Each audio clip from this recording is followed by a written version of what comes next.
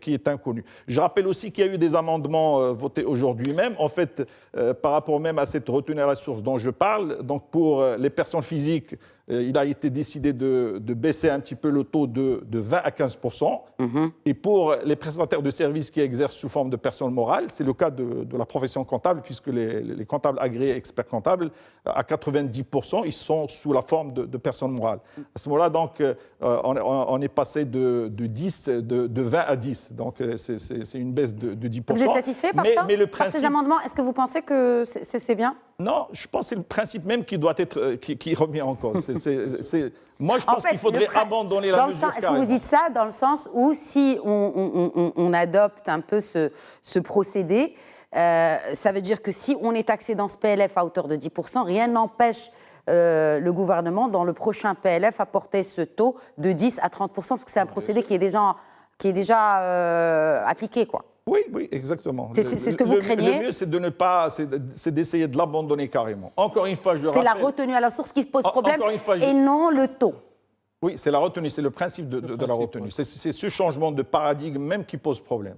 Vous êtes en face d'une population qui est soumise à la comptabilité. Ce sont des entreprises qui sont soumises à la comptabilité, qui adhèrent au système déclaratif.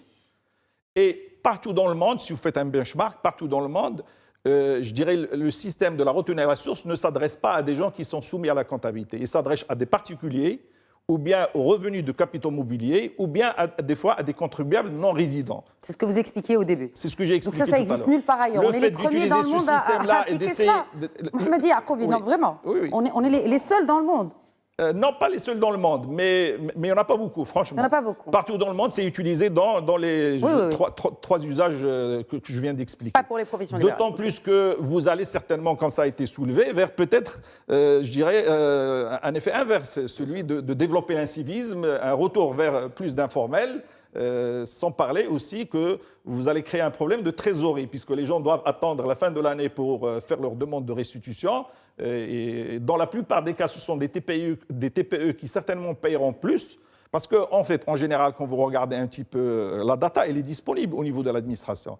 Les gens peut-être payent en impôt sur le bénéfice quelque chose comme entre peut-être 5, 8%, peut-être 10% du résultat.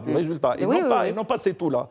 Ça veut dire qu'on va se retrouver dans pratiquement 90% de cas dans des demandes de restitution.